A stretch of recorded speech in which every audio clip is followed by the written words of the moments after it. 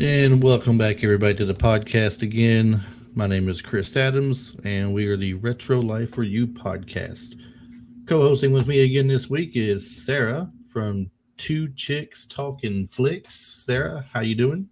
I'm doing great. How about you? Pretty good, pretty good. One more time since you're here a second time around, go ahead and give us a rundown of your show for the people who might not have heard you the first time you were here. Well, we are two lovely chicks that like to discuss movies. So we pick one movie generally every episode, and we discuss it, review it, and give a rating. So we have fun. Gotta have that fun. Like we said last time, you Yeah. gotta have that fun. We're gonna have some fun tonight. We got a pretty good episode here. We are touching on the 1991 version of Point Break.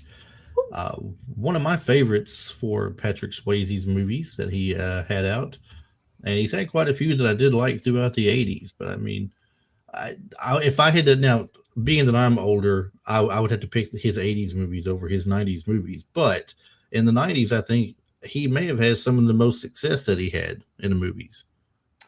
Well, my favorite is Dirty Dancing, but because that's our episode that's coming out this week, uh, we couldn't discuss that one because See, how about that? You're getting the best. You're getting two great Swayze movies in 1 week to talk about. You get Point right. Break here with me. You get Dirty Dancing with your co-host you got there.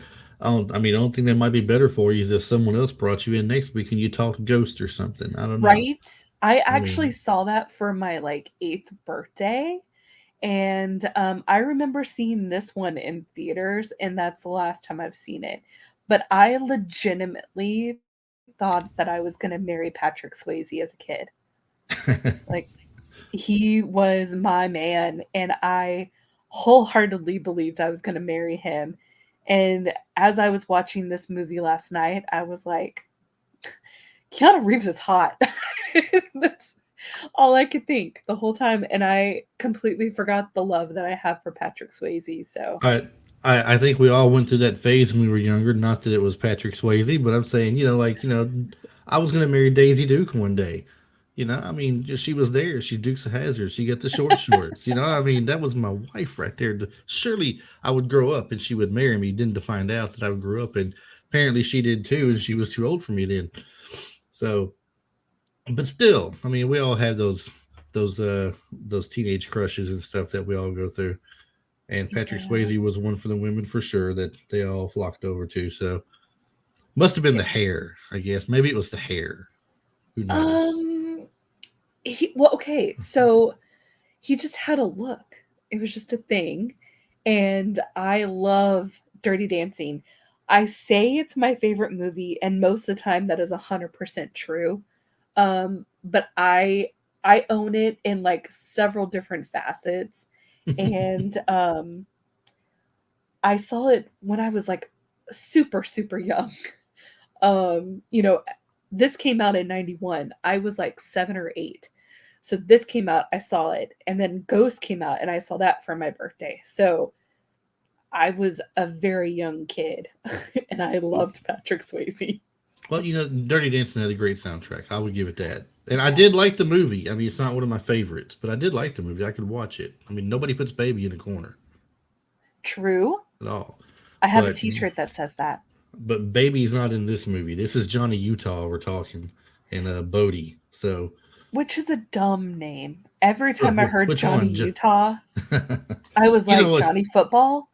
I think they, what they said, Johnny Utah. I'm thinking Johnny Unitas, the real football Yes. player, and I don't know that's why they did it or not, but that's the first thing that comes to mind. And it's funny, this is not the first movie.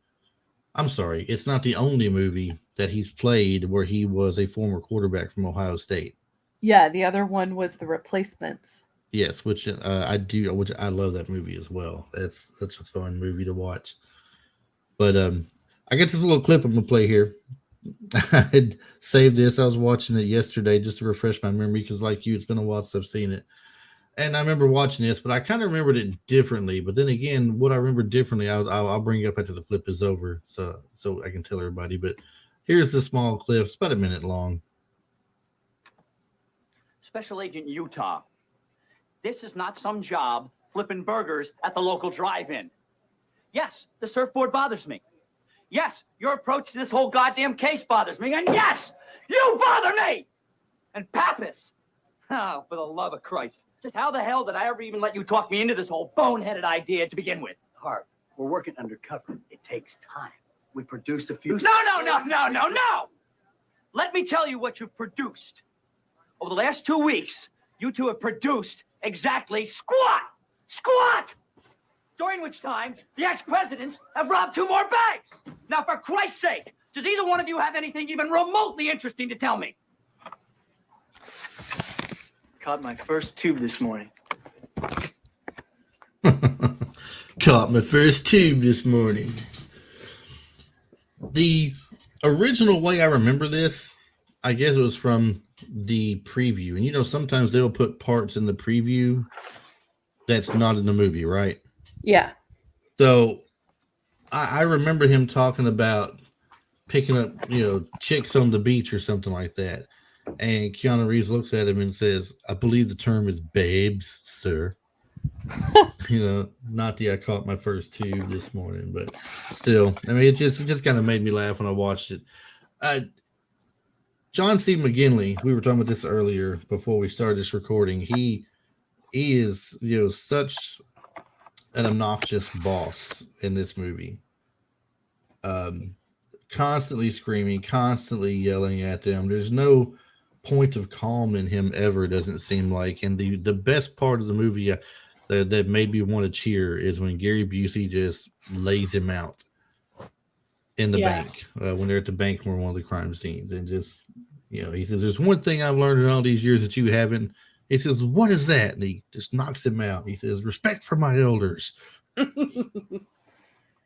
Yeah, like, you think of Keanu Reeves and you think, oh, he's like a surfer dude. And he just, I equate him with Bill and Ted.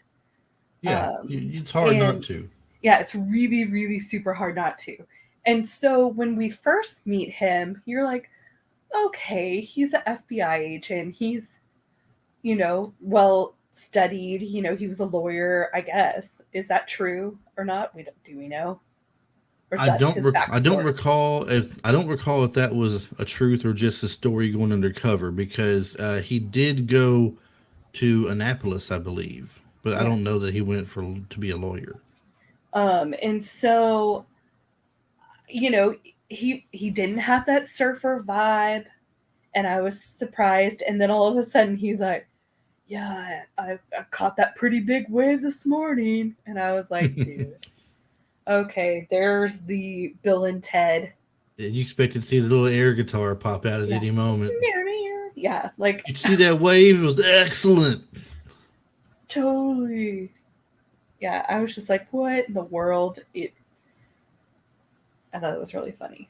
Well, to give a quick rundown of the movie, basically, it's in Los Angeles, California. A gang of bank robbers that call themselves the ex-presidents commit their crimes while wearing masks of ex-presidents Reagan, Carter, Nixon, and Johnson. The FBI believed that the members of the gang could be surfers and send young agent Johnny Utah undercover at the beach to mix with the surfers and gather information. Utah meets surfer Bodie and gets drawn into the lifestyle of his new friend. So it's just a quick rundown of it. It's not exactly accurate because the FBI didn't believe that the members of the gang were surfers.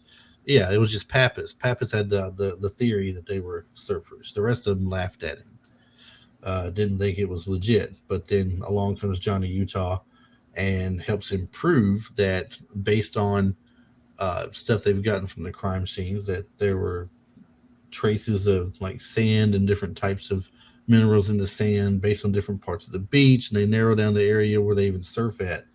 They get to that, that direct, that exact with it. Yeah. Where they got to figure out who's the ones who are doing it. So they got their eyes on this one group that they think might be it, because Johnny Utah's already had trouble with them because he's surfing in their area. And apparently surfers are protective of their territory. Don't want anybody new in there messing things up. So I was like, why does that matter? Another wave's going to come, bro. Like, what's the big damn deal? Both of them take a wave at the same time, and the other guy who believes that's his part of the beach, uh, they both crash. So he gets up in the water and he punches him in the face and Yeah. knocks him back into the water. Then cuts the rope off his board, so the board takes off back to the shore. So he gets out there and he's decided that he's been there long enough and nothing's really happened. He's been punched twice and crashed like 40 times or something. So he's up there, I guess, washing the sand out of his hair and everything. And the guys walk up to him, they turn the shower off, and basically they're about to mess him up. And I don't know if you Yeah. noticed or not, or if you read it somewhere, but lead singer of the Red Hot Chili Peppers, Anthony Kiedis, is one of the guys from that group. Yes, I did read that. So I don't know how many things he's been in. I know that him and another band member, Flea, have been in several movies for little bit parts, but he was in this one here. You want to Gets know into a a good? fight. Oh, Go ahead. I was just gonna say. So after I watched this movie yesterday, I was watching uh, Netflix, and I had heard that there was Woodstock '99 documentary on Netflix, Hmm. and there's a one big scene where it has the Red Hot Chili Peppers, and you get a good glimpse of Flea's penis Oh, in good the lord.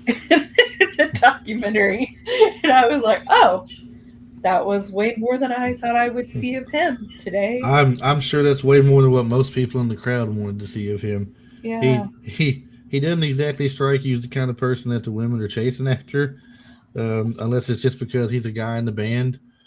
I don't I know, I but would have thought with the confidence to go in front of all those people, he would have been stacked, um, or playing a much larger guitar, but he was not.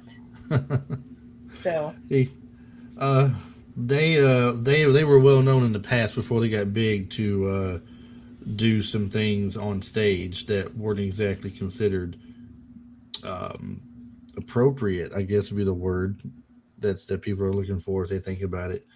I think one time they came out wearing nothing but a sock, and I say a oh sock. I yeah. say a sock, so you can imagine where the one sock was worn at and what it was covering. So Yes, I do that's remember that. that's something that they had. So they've been pretty well known for doing some extreme stuff at times. So it doesn't surprise me at all that Yeah. they hit the Woodstock thing and do something like that. Yeah, they took their Um, socks off at Woodstock.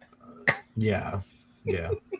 So that's a visual that I didn't need for tonight. Thank you very much. Just so You're you welcome. know. You're welcome. I just thought, hey, you brought them up, and I had an extra little story. Oh my god. It's been We're going to edit all this out now. No, no, it's just been a kidding. very interesting Just 24 hours. I'm just kidding. So we got the little synopsis bit out of the way. I'm going to bring it up here. The movie itself had an estimated budget of $24 million. Uh, it grossed worldwide 83,531,958. I thought it The grossed lady 90, but Well, I mean, there's in some places they said they estimated that it grossed about 90 million. I think they're rounding it up. okay. It's probably a little more than 83, but probably not quite 90.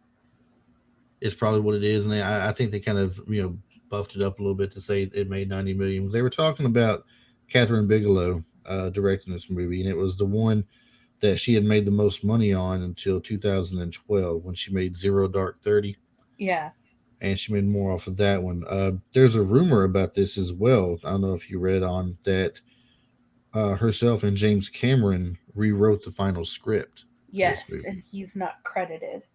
Right, it's officially uncredited, and it's because of a unresolved issue with the Writers Guild of America, and I don't know what the issue is. I didn't deep into dig into that or anything to see, but Well, did you see who was supposed to direct this movie? originally no, I did not. Yeah, oh goodness, now I don't remember the name, but I can tell you what movie they directed instead. Instead of doing this one, they chose to do Thelma and Louise. And Okay.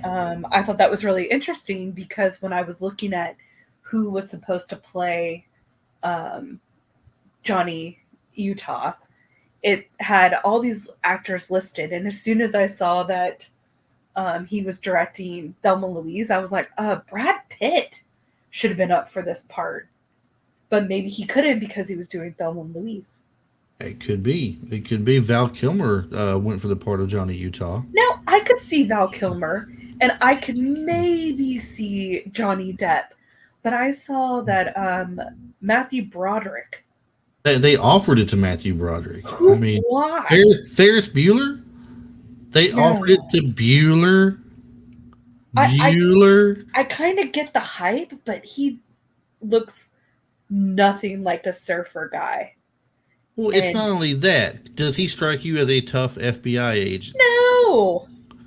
I don't think he can pull that off.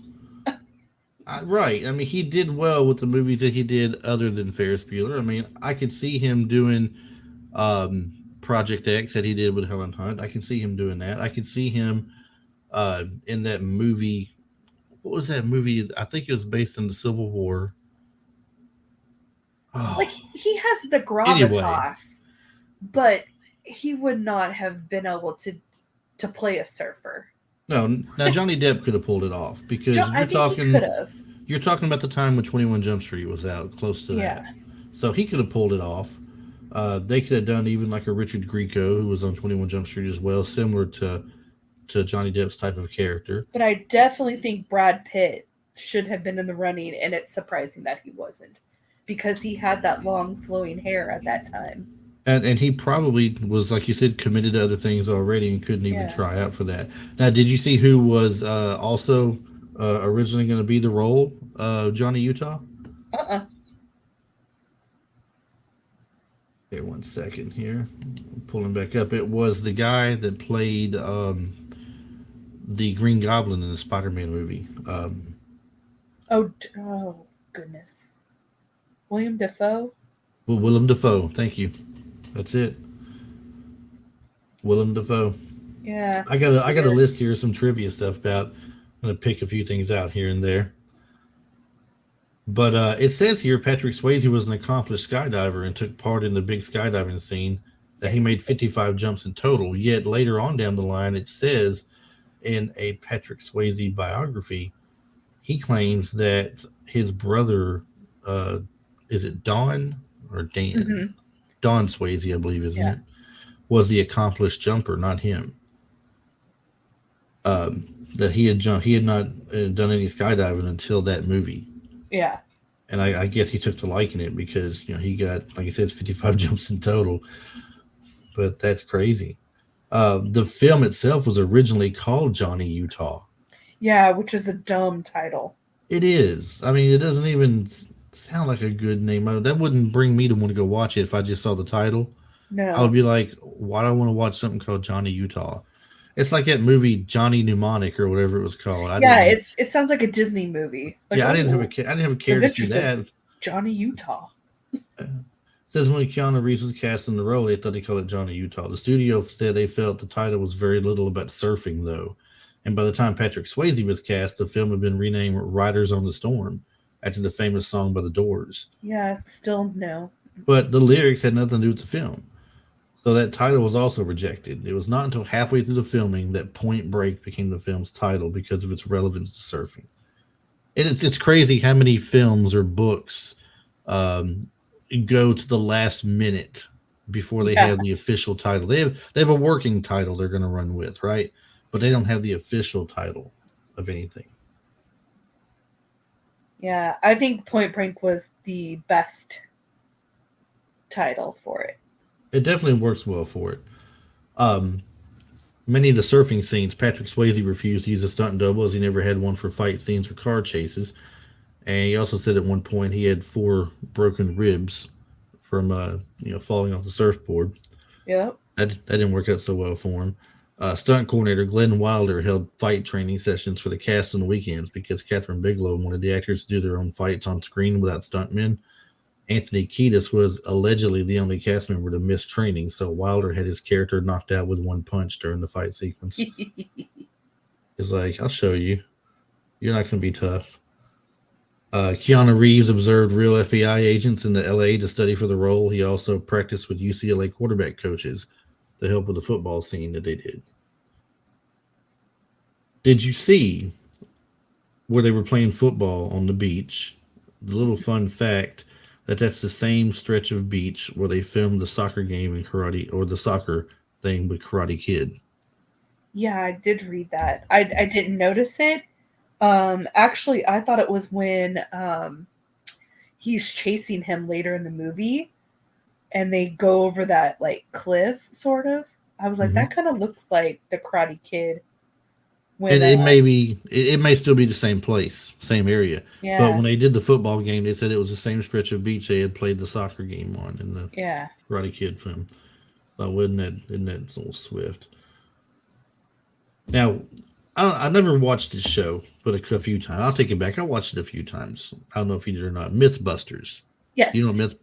So, Mythbusters decided that they were going to test this whole Point Break theory, and it was determined that Utah and Bodie would not have been able to free fall for 90 seconds as he did in the film, Hmm. nor would they have been able to hold a conversation in midair. They're just talking like ain't nothing going on. Yeah. Yeah, like there's nothing sucking the oxygen out around them or anything, or yeah, nothing like that. But it says it was determined that by streamlining his body, Utah could have conceivably caught up with Bodie after jumping from the plane. So I can see that because Bodie at the time is just free falling, got his arms and legs spread out like he's just floating in the air or something. Johnny Utah jumps out and does a dive straight down with his hands down by his side to nothing slowing him down in the air to catch up with him. I can see that being more legit. Yeah. I actually had a thought. Let's see here. That would have been a great time to have the song by Tom Petty, "Free Fallin'." I think that Was was a this missed now? opportunity. It could be. Now I'm going to plead ignorant here. I know the song. Yeah, I can't remember when it came out though. 89. I just looked Was it it up. was it okay? 89. So that would have been an opportunity. I wonder if they tried to get it. Maybe. Because that seems like that would have been a great time to use that song.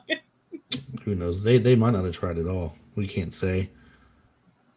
It says here Johnny Utah became an FBI agent after a knee injury ended his football career. In real life, Keanu Reeves was once an aspiring hockey player who suffered a knee injury and went on to become an actor. Patrick Swayze also suffered a serious knee injury playing football and went on to become an actor. Yes. Something about bad knees. Well, it also didn't help that he danced a lot.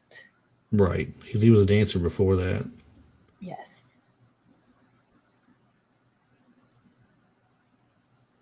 Let's see, I mentioned Catherine Bigelow's highest grossing film until Zero Dark 30. I mentioned that one already. Now, they took some training from professional surfer Dennis Jarvis in Hawaii. He said he remembers Patrick said, I'd be on a board a couple of times, and Keanu definitely had not surfed before, and Lori had never been in the ocean in her life. Lori Petty. Yeah.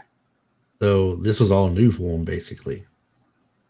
But I believe that they had said that Keanu Reeves liked it so much that he continued surfing well after that. That it was just something that he was really into at that point since he learned. Yeah, he I seems like a surfer. I've never tried it before. I mean, I was in Florida for a little bit, but in the part of Florida I was in, it's not like you get good waves there. It's in the Yeah. Gulf of Mexico where I was at. It's not where they're really well known for getting any cool waves in for surfing. Although some people did try there, I'll give them credit for trying. It's just very And choppy. yeah, it's when the storms would come in, they would get some stuff they could do. And that would be about it. Yeah, I have never tried surfing. Um, I think it would go horribly. Well, now And I told you on our Jaws episode, I wouldn't get out in the water past waist deep, so it'd be hard for me to surf. yeah, not And good. it just wouldn't work out for me at all. Well, let's see here. Catherine Bigelow fought to have Keanu Reeves as Johnny Utah. Apparently, they didn't really want him at the time, but she fought to get him on there. She insisted she wouldn't film the movie without him. The studio and producers were interested in looking at higher profile actors at the time, like Johnny Depp. But they really wanted Johnny Depp. Yeah, no, I don't see it. I see it more than Matthew Broderick, but Well, yeah, I think absolutely. Because Keanu we just said was, he wouldn't. He couldn't pull it off. and Johnny Depp as a football player or Matthew Broderick as a quarterback. I don't think so. Well, I mean, yeah. When you bring it up like that, and I think about it, Adam Sandler as a quarterback, is he believable as a quarterback? More so than the other two. But I sort of say they made him look like a quarterback though when they redid The Longest Yard. Yeah, but there's a difference. He's tall. Yeah, You don't usually see 5'7" quarterbacks. I mean, it has happened, but not in yeah. general. They're called backups. They're the ones that hold the clipboard and hope they never have to go in. Yeah. Yeah, I could call a few names out of people like that, but that wouldn't be nice though.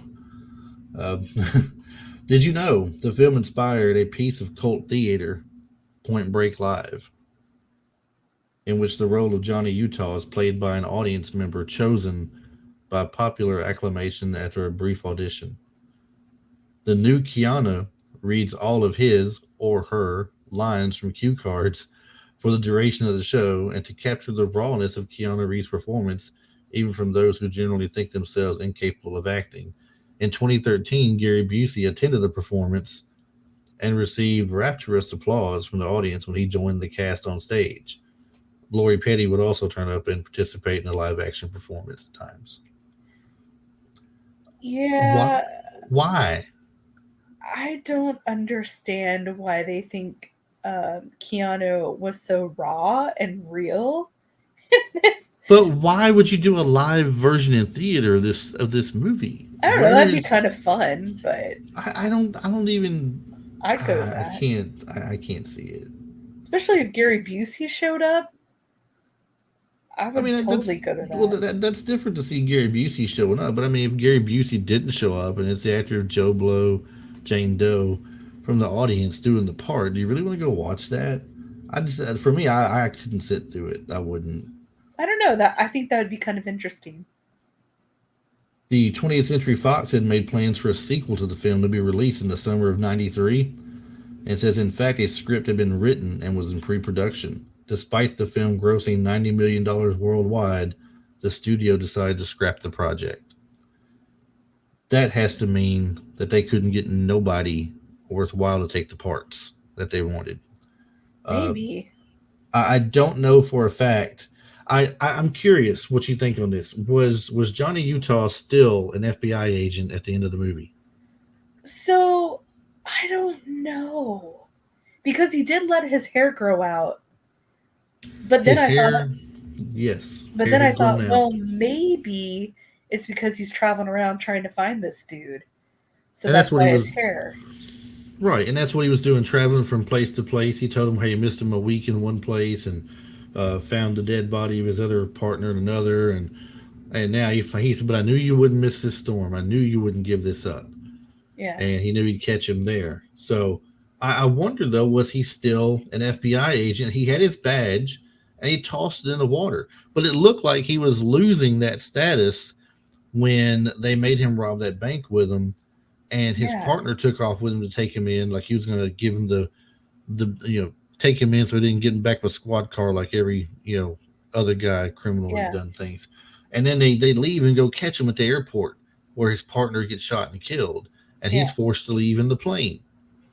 So he goes, what, they skydive out and they're in Mexico, Hmm. and he loses him there, and that's where he's reunited with Lori Petty's character. Yeah, All right, so from that point on, he's lost him. He's gone. Now they skip ahead by what, a year? yeah. I I'm not sure think how far in the future it is. I want to say it's like a year because earlier in the movie they're talking about that 50-year storm and how next Yes. year it'll be coming in. So it was sometime in the next year. It may not have been a total of 1 year, but sometime in the next year when he finally catches up with him. And like I said, he still has his FBI badge. He's looking at it and he just tosses it in the ocean Yeah. after he realizes it's done. I finally got him. It's over with.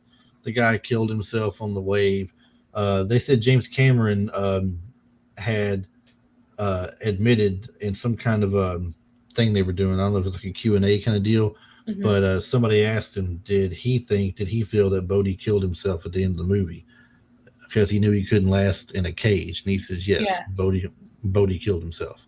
So he wasn't even trying to catch the wave. He just wanted to get to the top of the wave. And then he decided, this is it. I'm not getting taken back alive. Well, I And think he knew that he wasn't going to survive going out there. yeah. It was And going that's to be that kind of mission. No matter what he did, he wasn't going to come back. And that's a good possibility as well. Two of the people who co-starred along with him, Gromit and Nathaniel, were pro surfers who act on the side. Not sure to say the one guy's name. Looks like it's Bojesse. Bojesse. Bojesse Christopher played Gromit, and John Philbin played Nathaniel.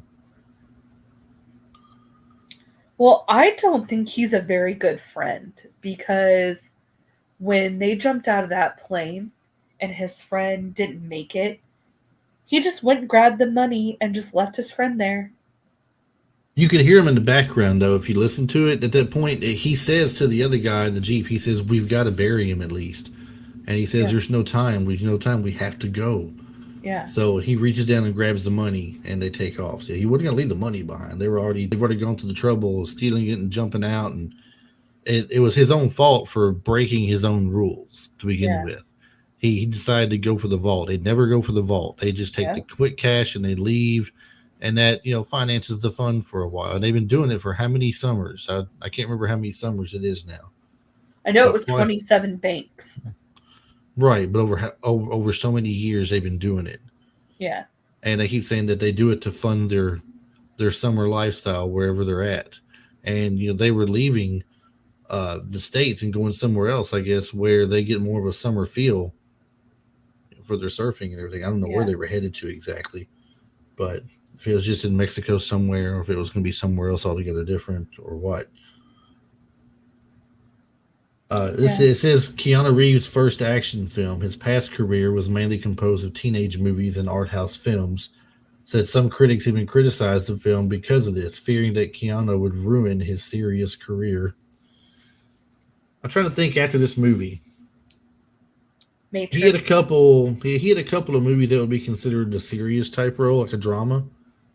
But for the most part, I mean, it's been more action and a little comedy, hadn't it?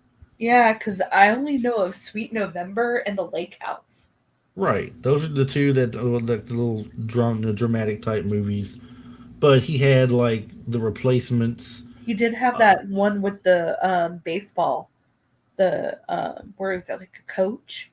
Yeah, coaching the little league kids baseball. He was a lawyer, or maybe not a lawyer. I forget what he was. And they sentenced him to that. He had a gambling problem. Oh, that sounds like the Mighty Ducks. It's very similar to the Mighty Ducks. A very similar story. If you really think about it, it's very similar. This Point Break, if you think about it, also later on, kind of inspired the part of the first movie for Fast and the Furious. Yes, that's exactly what my sister said, and I was like, "Oh yeah, that is true." Yeah, he had him. He had him caught dead to rights. It was his. He lets him go to take the wave, just like he lets Dom go in Fast and Furious. It's because he owes him a 10-second car. Which is true, like funny because I could have totally seen Paul Walker as the Keanu Reeves character. You exactly could. Well, not He's that time. definitely If they were to do a remake of it, like they did, I don't even remember who was in the remake of I Point think it was Break. Kellen Lutz, if I remember correctly. But I don't remember exactly. But I want to say it was Kellen Lutz. So one of the shiny vampires and somebody else, basically, in this remake. Yeah. I just don't remember it. I'm thinking it couldn't have been that good, because if it was that good, somebody would have told me to check it out and watch it. Well, I will say, so you guys both thought it was kind of like Fast and the Furious, but now this is a stretch, but I want you to go with me on this. I'm listening. I kind of felt like it was a bro version of Dirty Dancing. And I say that because it's a straight laced guy who's always, done the right thing. And then he comes to this new town and he meets these new people and he learns how to surf or aka dance. And he has a relationship with Brody, which is basically Baby and Johnny. And every time he called him Johnny, all I could think is, that's not his name, that's your name. Nobody puts Johnny in a corner. Yeah, you know? That's unique. I'll give you that. I did not never once think of it that way. Because it's kind of a romance between the two guys. And, even at the very end, they both know that each other know that he is an FBI agent because he was not very sleuth about hiding it. And they still went along with it. He Well, still it's went like they skydiving. knew he was the FBI guy before they took him skydiving. Yeah, But he takes him on that one last deal right there for that last rush, what they were Yeah. doing, and then shows him that they got the girl on a cam on some camera wherever they're at. He's holding her hostage there, and if he don't hear from me by a certain time, then he's gonna gut her. Is Yeah. what he tells him. So I mean, it's like he's still treating him like he's his friend, Yeah. but if you don't play right with me, then our other friend's gonna hurt our other friend. Friends don't do that to friends. And I don't know. I mean, I can see where you're going with it. I can. I mean, I know I never would have given that any thought whatsoever though at that time because of it mainly being an action flick for one. Yeah. Dirty Dancing was far from an action flick. Yeah, Dirty Dancing to me is one of those movies of the '80s that reminds me like of a Footloose, Flashdance. One of those movies where, of course, dancing's involved and it's the main thing. I started to say breaking, but breaking's not really like. Well, in a way, it can be because they're fighting for what they want, but it's through dancing. So I mean, yeah, maybe and the this same is through thing. surfing. Yeah. Um, I am going to chalk it up as a very unusual but cool theory. I mean, because Thank you. I now that you have laid it out there for me, I can see that. I'd like the Fast and the Furious version better, but I see where you're getting at with and it, though. honestly, they had a better romance than him and Laura Petty. Is that her name? Lori Petty, yeah. Yeah, they didn't have a very good romance, and honestly, she could have been anybody. She could have been a cousin, a old friend, a sister that he just met. Like she could have been anybody. Then it was not necessary to have her as a romantic character because I think anybody that he got got close to would have tried to save. And I think that was a stupid thing that they didn't need in this action movie. Yeah. Keanu Reeves described his character as a total control freak, and how the ocean beats him up and challenges him. It says after a while, everything becomes a game. Yeah. He becomes as amoral as any criminal. He loses the difference between right and wrong. I disagree with But almost all of that. But once again, though, just to fall back on what we were just saying, the way he describes his character, that's Brian from Fast and the Furious. Oh, there you go. I mean, think about it. Kind of a control freak over his job. He wants to, especially when you see him back in the fourth installment, where he's back with the FBI again, and how he'll do anything to catch who he's wanting to catch. He's very much of a control freak and everything. But he lets the game that he gets into with the cars beat him because he takes such an interest in it.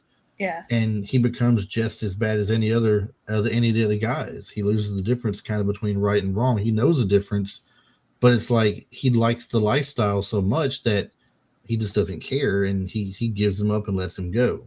Yeah. And then later on, he becomes one of the crew, just like it's nothing. And like all of that makes sense, but I don't believe Johnny Utah is is like that. Like, I don't see him as a control freak. I didn't see him as a control freak myself either. I did see him kind of becoming engrossed though in the whole surfing bit. Yes.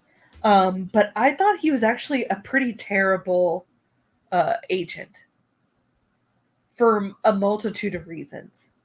One big one is that he used his real name. Now, I know Google and the internet wasn't a thing for everybody at that time. Right. But he has apparently people know him from college football. Right, but Um, they don't know what he's doing though. If you remember, yeah, Bodie tells the people when the guy gets in his face yeah, and wants to know what his problem is. He says, "Hey, hold up! Don't you know who this guy is? This is Johnny Utah, man." You know, he goes and calls him out, yeah, and they're all like, "Oh, sorry, man, didn't mean to get in your face," and all this stuff. And he asks him, so what happened?" You know, and he tells him about his knee, and he said, "So that's why you didn't go pro, huh?" And he said, "Yeah, 2 years recovery and rebuilding. I lost my window, and." He goes, I went to law school and became a lawyer. yeah, And so at the time, you think about now his cover as a lawyer. Like you said, it's not like Google's an everyday thing. You're not going to go out and Google Johnny Utah. What's he doing today? yeah. This just doesn't work that way. So I'll best they know he's a lawyer who is learning how to surf because he's got that feel for it and that wanting to learn. Yeah. But the worst mistake he makes is when they're on that stakeout and he's, is like, hey, who got out of that car? And his partner was like, oh, I don't know. I didn't see anybody. And then they see them coming out of the bank. And he's like, freeze, FBI. And I'm like, dude. Yeah. You just blew your cover, man. Like, you're undercover. You're not just like some average FBI agent. Like, you're undercover trying to get these people. You can't blow your cover like that. And let's not forget, at the time, before he did that, they already had the theory that Bodie and the crew might be the ones they're looking for. Yeah, and they So knew now, if that's the case, you're banking on catching them right now, right there, that they're not going to get away. And I understand as an FBI agent, he is sworn to do his duty. He should try to stop it in the act and catch them right then and there. You can't just let them get away and see if you can catch them with the money on them later. He has to try and stop them. So now he's got no choice but to blow his cover. And you can see Swayze under the Reagan mask just staring at him, and they're looking at each other. It's like both of them instantly. It's like Keanu's like he knows it's him. Johnny Utah knows it's him, and Bodie sees Johnny Utah for what he is now, and they get in there and leave. And why does he know who he is? Because they have a connection. Because it's a bromance. He saw his bro through the mask. Like, it was they just knew it was each other, and it's because they have a much deeper connection than him and that girl. That's True. all. Yeah, I see it. I see it. But they should have had other people there. Why were they only ones on this stakeout? Like, you're not supposed to. They took that upon themselves, if you remember, because they had just had the one sting that they thought was the dead president's. Yes. As it turns out, it wasn't. It was another thing somebody else was working on. And the cop, oh my God, I can't remember what the cop's name was. It was undercover. But when I saw him come out there, and he was just berating them for ruining his undercover work for so many months. Yeah. I looked at him and I thought, I know that guy. That looks like. Yeah, he looks familiar. He looked like a younger version. I'm trying to think of what the guy's actual name is. I can tell you some other movies he's been in, though. He was in Saving Private Ryan with Tom Hanks. He was like his second in command with him. Tom Sizemore. He looked just like, he reminded me so much of Tom, but I didn't see his name in the credits. So I'm pretty sure he is him because I remember seeing that name yesterday. Well, if it's him, I didn't see him in the end credits. Unless he's uncredited for his spot that he did. It was just one and done as a cop who was unhappy because they ruined it. It could be an uncredited thing.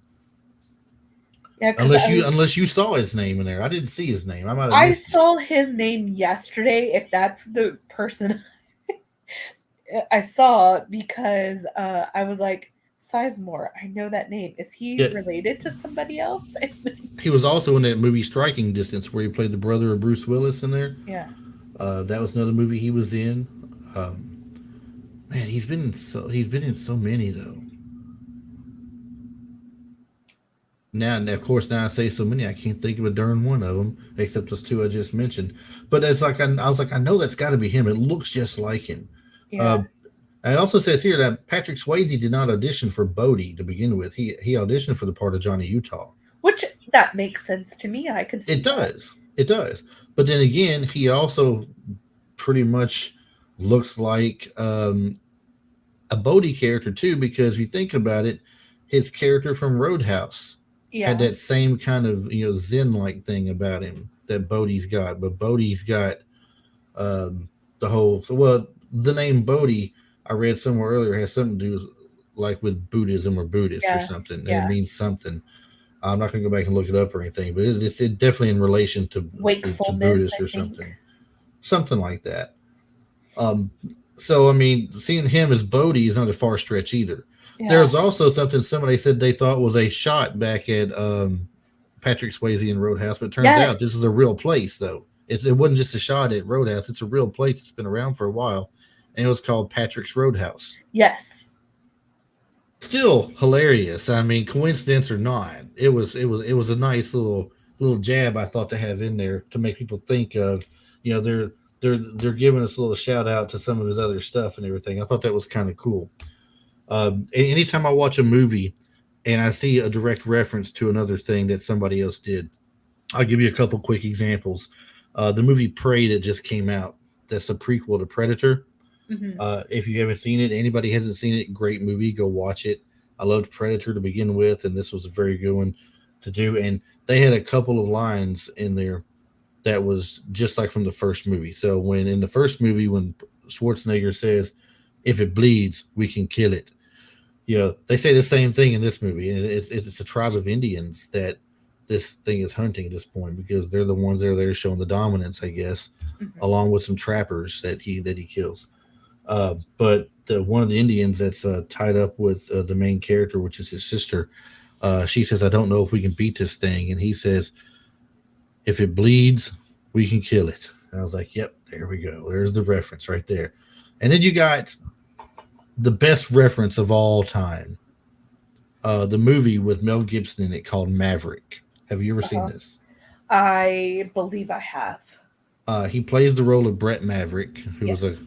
a card player and a gunslinger, Gambler. kind of gambler. And he's in the bank trying to get some money from somebody that owes him money. He's trying to build up his bankroll to get into the big game on the riverboat. And two people come there to rob the bank when he's trying to get his money. And the one guy that's telling him to get his hands up and looks at him, you can look at him and you can tell this is Danny Glover. Uh-huh. You already see who it is. So he goes over as he comes through and he pulls his mask down and he looks at his face, and they look at each other and they kind of shake their head and go, "Nah, couldn't be." And as Danny Glover's walking out of the building, he's telling his partner, "I'm getting too old for this." I thought that's the best reference ever. But they give a little nod to some of the other things. Patrick's Roadhouse was a good one, even if it is a legit place. They didn't have to put it in there, Yeah. but they did though, and that kind of made it fun for me. Charlie Sheen's another name that came up that was originally offered, or I'm sorry, who auditioned as Johnny Utah. Yeah, that's weird to me too. He could have done better than Matthew Broderick though. Still, Yes. if we're throwing names out there, And he could at least throw a football, so that makes sense. yeah. I was talking when I was talking to my sister about it, she was like, Matthew McConaughey. And I go, he would have been about the right age. He's He could have done actually it. He could have pulled it off. 25 at the time. So I was like, Yeah. well, that would make sense. He could have pulled it off for what he's got that voice too for it. Yeah. He could do that. I mean, can you imagine him, Bodie walking up on the beach and Johnny Utah played by by him coming over there, and he says, "How you doing?" He says, "All right, all right, all right." I Actually, mean, I that feel like he would have been a better Bodie than Johnny Utah. that could have been something. Because McConaughey is Bodie, and Patrick Swayze is as Johnny yeah, Utah instead. that would have made more sense. And he would have been like super zen. You know, he has that zenness to him. They're both from Texas. Like, I think Yeah. that would have been a perfect casting, actually, now that I think Did about it. Did you see the little fun fact about it? It says when Bodie is introduced to Johnny Utah on the beach, he remarks that Utah's surfboard reminds him of a '57 Chevy that he used to Yes, have. Yet, and what did Swayze drive in Dirty Dancing? a 57 Chevy. Yes. Since you bring up Dirty Dancing earlier, and of course, I was watching this movie last night, and I'm listening to the end credits. I'm watching the end credits, trying to see if Sizemore's name was in there. That's what I was looking for. And I hear this song, and I'm like, man, that song rocks. I say, I know that band. I know that band. I was like, that sounds like Rat. Sure enough, it's Rat. Hmm. Nobody Rides for Free, recorded especially for the film soundtrack, does not appear on any of their band studio albums, but it is included in their greatest hits, Rat and Roll 81 through 91.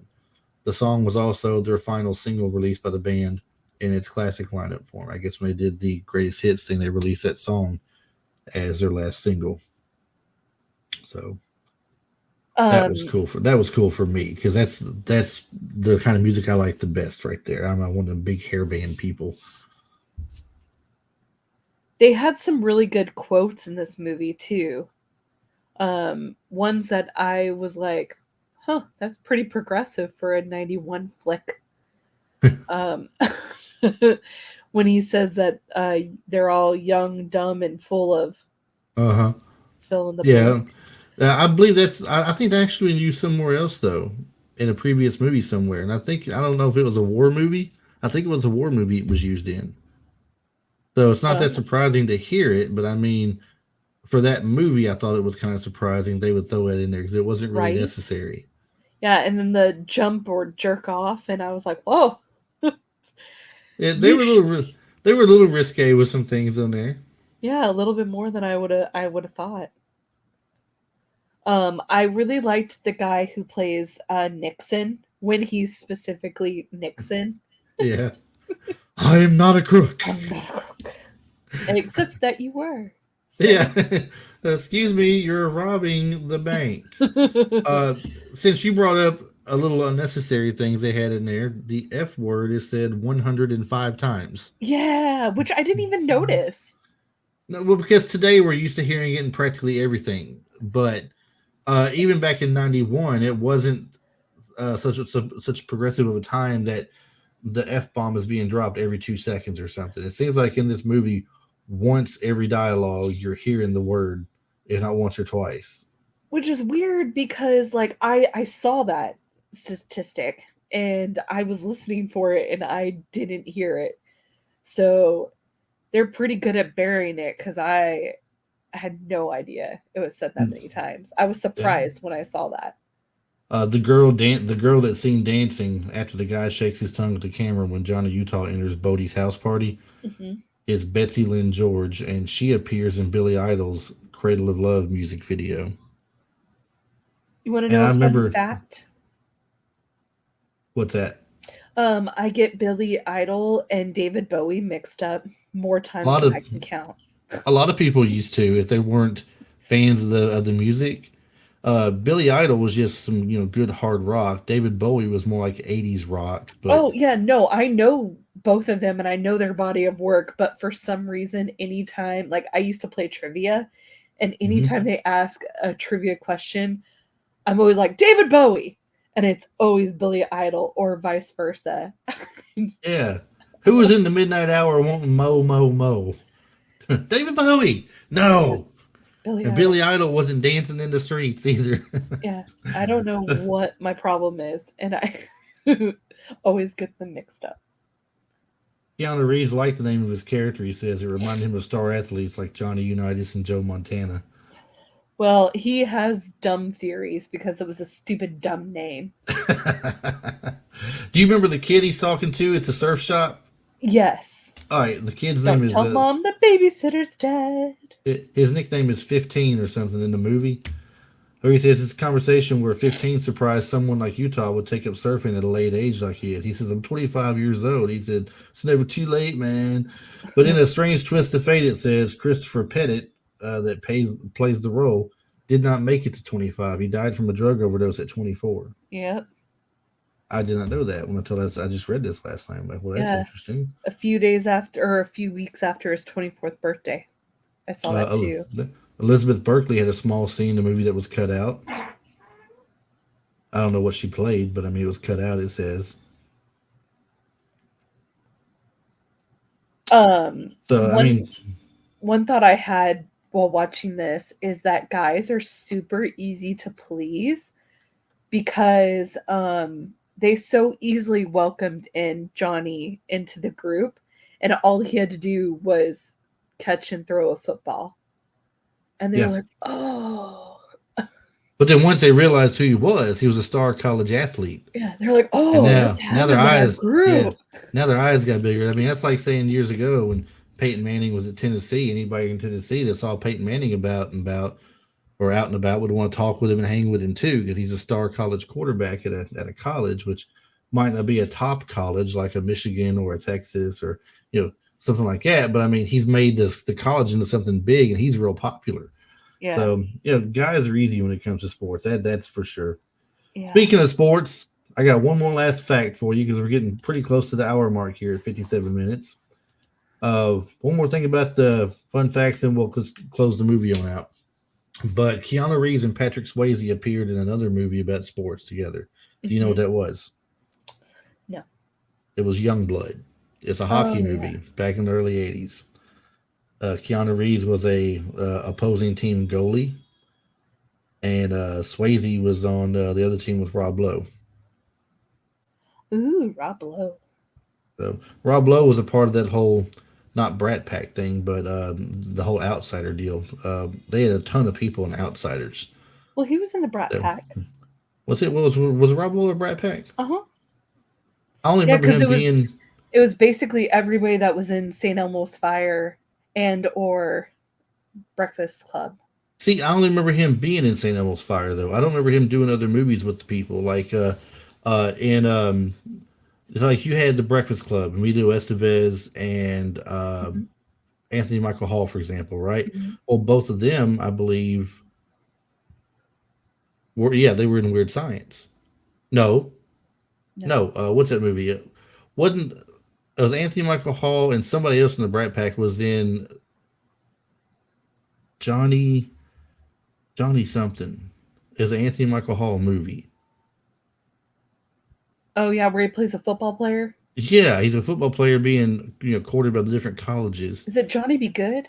Johnny Be Good, yes. And one of the other Brat Pack people was in there, or maybe maybe it was Robert Downey Jr. and they both did Weird Science together. There was quite a few people that was considered Brat Pack members, though. I mean, it wasn't just the people from Breakfast Club and St. Elmo's Fire, but it's mostly them. But it was mostly them, and it was because Andrew McCarthy's considered one too, but you didn't see him in the other movies with him. But he has said he denies that he was in the Brat Pack. He does, but people considered him in it, though. I think. Yeah. I think that's the only difference in it. But anyway, the movie itself, really great movie. I enjoyed it. I mean, it's one that I will watch again probably here soon since I watched it yesterday. I'm gonna want to go back and watch it again now that we talked about it, and just make sure that I got everything right. And I know some people who haven't seen it in a while that's told me they would want to watch it too. So I'll make it together with them. We'll throw it on there and watch it. But the ending of the movie, when he finally tracks him down, you think it's going to be over with. And Swayze's character Bodie has gotten away with it scot-free. He took off with the other guy, which I think was what was his partner's name he took off with? Roach, yeah. It's Roach. Got away with him. They're the two that was left, and they got the money. And Roach ends up dying from a knife fight. Now, he kind of insinuates that I guess he met the wrong person, didn't he? But he leaves it open, and in a sense, to me, like was it Bodie that killed him or somebody else? So yeah. I don't know. Maybe him and Bodie got into it because of how Bodie got greedy and everybody got killed basically and died off from the last thing they did because he got too greedy and went for the vault. I don't know. It doesn't really say that specifically, but so it's just down to him, and now Johnny's finally caught up with him. He's got his man. They fight. Just when you think Bodie has won and he's about to drown Johnny Utah, he lets go of him and lets him up because he just can't kill him. Yeah. But when he comes up, there's a handcuff on him, and now he's just, it's it. He's done with, and he knows it. And he's mad. And he's screaming, and I can't live in a cage. He goes, "Come on, man, just let me go. Let me hit that wave one time. Where am I going to go? I can't climb the cliffs. I'm not going to paddle to New Zealand. Just let me go this one more time." So he says, "Yeah, yeah, okay." So he lets him off of and lets him go, and the cops are out there, and I think he's in Australia. Yeah, Is where I they're in think his thing. Australia. Okay, because the cop sounded like he was Australian, Yes. and he goes out there and he says, "You let him go. You let him get away," and he says he's not getting away. And he walks, as he keeps walking, he says to himself, he's not coming back. Yeah. And sure enough, he gets to the top of the wave. He's real high up there, tall wave, and just crashes down, and then the wave crashes down on top of him. Nothing's going to survive that as hard as it comes down on him. So in the story, in the movie, and you see Johnny Utah toss his badge out into the ocean, signifying that he's done with the whole thing. Now, the question left remaining to us all, like I asked you earlier, what you thought, we're still not sure. Was he still an FBI agent when he caught him? Did he quit being FBI right there? Did he throw it in the ocean out of frustration? But he's still an FBI agent. Everything's up in the air. No one really truly knows. Yes. Maybe it was Gary's badge. It could have been that as well. Because, I don't know, because Bodie's not the one that killed him. The guy that jumped out of the plane with him, he's the one that shot him. Yeah, but he's been working on that case forever. So maybe he threw Gary Busey's badge in the... Because hold on. Actually, the other guy shot Busey's character in the back, I believe, where you got him and killed him. But Swayze did get the last shot on him, though. Yeah. I believe, didn't he? So if that's the case, maybe it was his badge, and he thought, we got him, and he tossed it out there. That's something to go back and look at, because you get a close up on the badge. I didn't stop and look at that if it had a name on it or not. I'm gonna be so excited if it actually has his name on there. When we are done with this, I'm gonna go look. I'm gonna go see, and if it is, I'm like, kudos to you. That's a good catch. Yeah. Good catch. So, well, let's go ahead and wrap this up. Much as I hate to, it's been a good conversation about a great movie and everything. This is the kind of things that I really like. But we got to go ahead and wrap it up. We're at an hour and 3 minutes here. So one more time, run down for the people where they can find you at on social media for your podcast and what you've got coming up and everything. We are at Two Chicks Talking Flicks on all platforms. And our next episode... Ooh. Oh, goodness. What is it? You can't put baby Accepted. in the corner. Well, yeah, we're going to have that. But our next episode is going to be Accepted. I'm sorry. I thought you said Dirty Dancing was upcoming next. I'm sorry. Well, yeah, Dirty Dancing's coming out the same day as this episode. So. Oh, so that's dropping Tuesday. Yeah. Okay, so so tomorrow. So your next one is Accepted. What's Accepted about? It's where they make their own college, and because they didn't get accepted in anywhere. I don't think I know that one. It has Justin Long. I'll have to look that up. And that's Jonah the guy Hill. That's the guy from Live Free or Die Hard. Yes. Okay. Yeah. I'll have to look it up and see then. Might not be that bad. All right. Well, there you go. All platforms. And did you give your social media out there? Yes, I did. Okay. See, I wasn't paying attention. Shame on me. You can find us at Retro Life for You, however, at all platforms as well. And just recently added ourselves to Amazon Music. So that's a new one for us. But iTunes, Spotify, Amazon, Google, Stitcher, Anchor.fm, where we're currently hosted at. For the time being, because I'm thinking about moving it. I don't know. We'll see. We're still on YouTube from a lot of our past episodes, but YouTube is just going to be a specialty place from this point forward, I believe. So this episode will not be on YouTube. You can reach us directly at retrolifeforyou@gmail.com as well. If you have any ideas for the show, And if you go to anchor.fm that I mentioned, you can go there and leave us voicemails on there with your likes, dislikes of the show, any ideas for the show, just like emailing, things you'd like to see. I mean, you can just message and say, hey, you sound like a cool dude, or hey, I'm shooting you the bird, but you can't see it. I don't care. It's good. Just leave me a message. I'll take anything at this point. Ain't that right? Mm-hmm. That's right. Well, thanks for listening, everybody, and we hope you enjoyed the show as much as I did. I really like talking this kind of stuff. And Sarah, I hope you had a good episode with us as well. That you had a fun time. We look I forward to did. having you back again one day. You do a really great job with this, and we're lucky to have you on here with us sometimes. Well, thank you. So Happy to be here. until next time, everybody, have a great day. Bye.